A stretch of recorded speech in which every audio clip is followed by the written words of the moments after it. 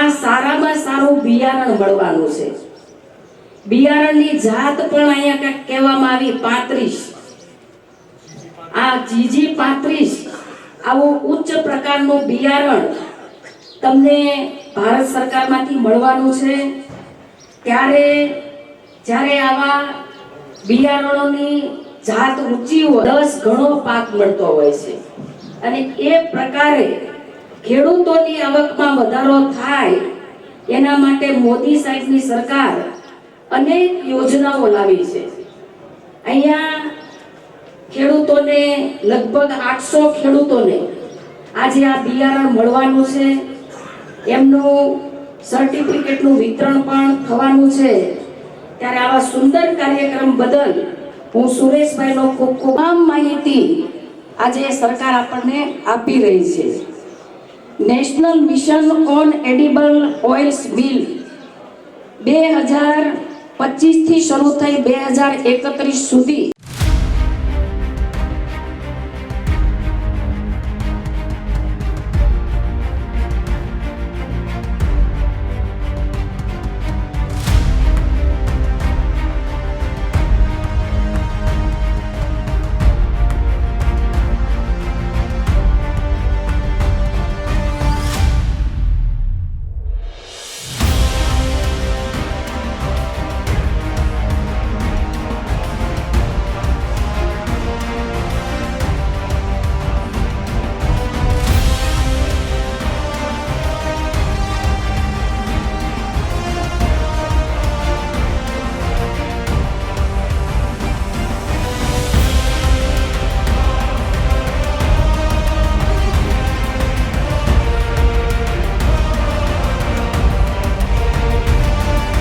આજે ગઢડા તાલુકામાં પ્રમાણિત બીજનું વિતરણ થયું છે।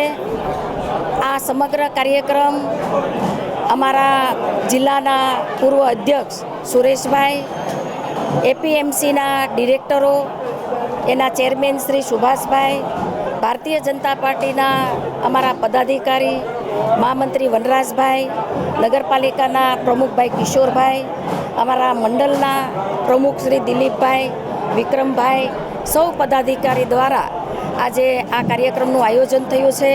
આદરણીય વડાપ્રધાન શ્રી નરેન્દ્રભાઈ મોદી સાહેબના નેતૃત્વમાં કિસાનોની આવકમાં વધારો થાય, આજે એ ધ્યેયને લઈને આજે ગઢડા તાલુકાની અંદર પ્રમાણિત બીજનું વિતરણ થયું છે। એમએસપી સતત વધી રહી છે। મોદી સાહેબના નેતૃત્વની અંદર અનેક યોજના દ્વારા કિસાનો છે એના ઉત્પાદનમાં વધારો થયો છે, એની આવકમાં વધારો થયો છે। ગુજરાતના મુખ્યમંત્રી ભૂપેન્દ્રભાઈ પટેલ સાહેબે પણ હમણાં ગુજરાતના અતિવૃષ્ટિના જે સમય હતો ત્યારે પણ ખેડૂતોની પડખે એમના સુખ દુઃખમાં હર હંમેશા સરકાર એમની સાથે છે। આજે આ વિતરણથી જે બિયારણ મળ્યું છે એમાં અનેક ગણું ઉત્પાદન થાય એવા પ્રકારની ગુણવત્તાવાળું આજે અહીંયા પ્રમાણિત બીજનું વિતરણ થયું છે।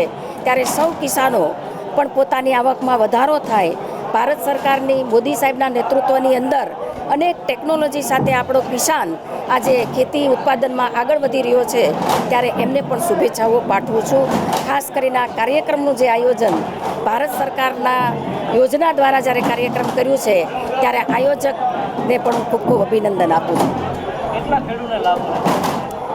આશરે આજે આ ગઢડા તાલુકાના પ્રમાણિત બીજનું વિતરણ લગભગ 800 કરતાં પણ વધારે ખેડૂતોને મળ્યું છે અને આવનાર દિવસોની અંદર જે અમારા સુરેશભાઈનું અભિયાન છે કે ગામડે ગામડે જઈ રથ ફેરવી અને ખેડૂતોને જાગૃત કરવા, એમના ફોર્મ ભરાવવા અને આ અભિયાનને લઈને લગભગ 8000 કરતાં પણ વધારે ખેડૂતોનું રજિસ્ટ્રેશન એમને નેતૃત્વમાં થયું છે। ત્યારે આવનાર દિવસોની અંદર એમને પણ લાભ મળવાનો છે।